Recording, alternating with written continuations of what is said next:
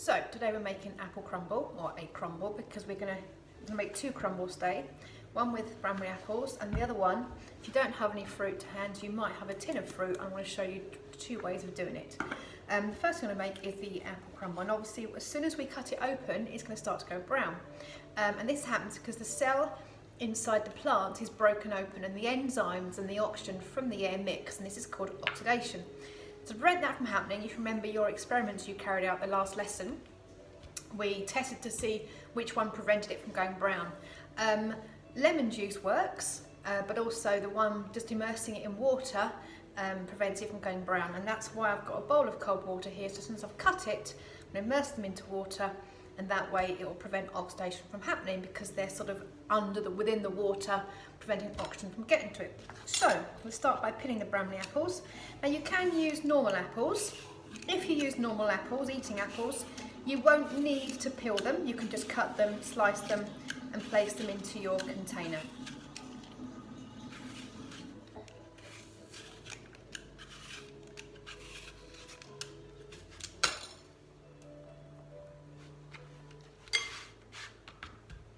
One done.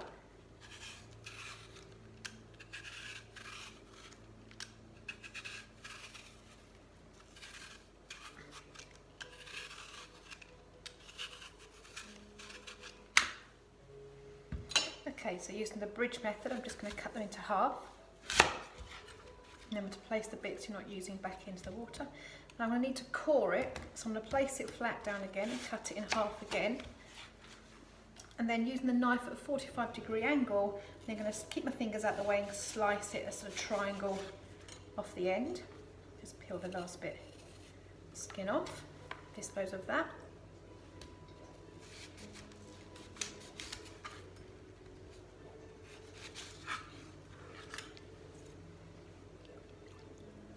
So into quarters.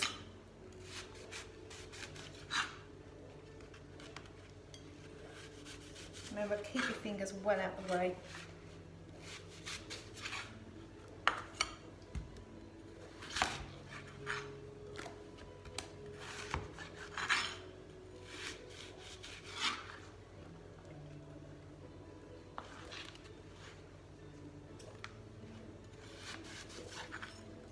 Last one.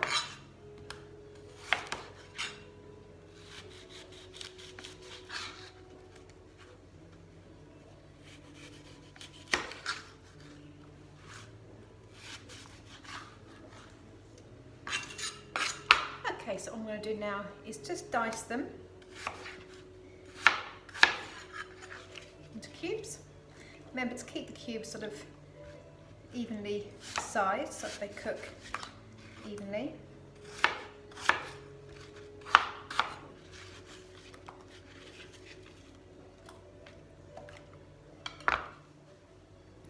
I'm just going to place a little bit of lemon juice, not too much. Just enough to prevent them from going brown, prevent them from oxidating. Okay, and now on to the crumble. Okay, to make the crumble, I'm going to start with some plain flour. And into here, I'm going to rub unsalted butter. Remember how we the rubbing in method is using our fingertips. We don't want to melt the butter as such, we just want to rub the fat into the flour, just coating to make it into fine breadcrumbs. So using fingertips, that shouldn't take too long. And then into this, we're then going to add, you don't have to, but I'm going to add some oats into it. We'll give it a nice crunch. And into that, I'm going to add the brown sugar.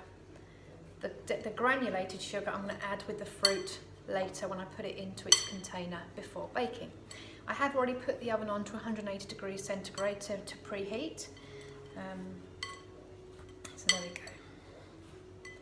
Let's quickly do this. Okay, so you should see it should be like breadcrumbs. There can be the big odd lump, which is fine. If you find that it's coming together as a dough, it means your butter was too warm and you've been working for it for too long. I'm going to add 50 grams of oats in.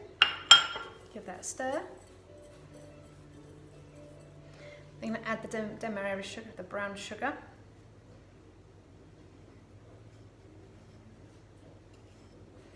Okay, added sweetness. Okay, and that is the crumble mix done. So I've got to do now is put it all together. Okay, so I've drained the apples and placed them into a suitable oven-proof dish. I'm now going to sprinkle on the granulated sugar to the apples, just give them a quick coating of the sugar. And then I'm going to top with the crumble.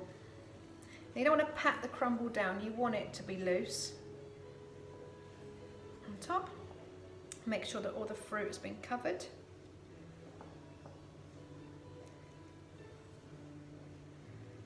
And there we go. And then it needs just to go into the oven for about 30 minutes, 30-35 minutes, and it should be done.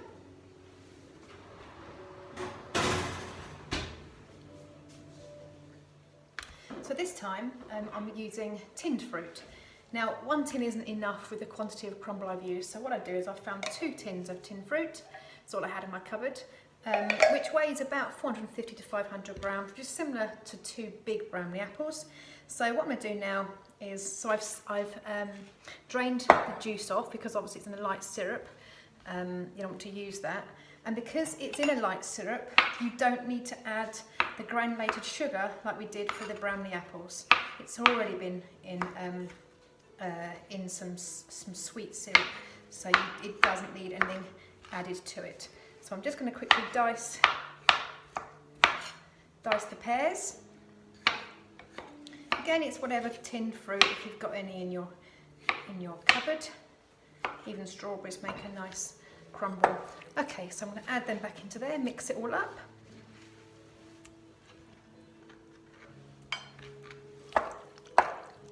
And do exactly the same as what I did before. Okay, pour the fruit into the casserole dish, or the dish. And then so it's exactly the same quantity for the crumble as before. Just layer it on, push it all out to fill the spaces, and make sure that all the fruit has been covered. And again, baking for about 30 minutes. And there you go, fruit crumble.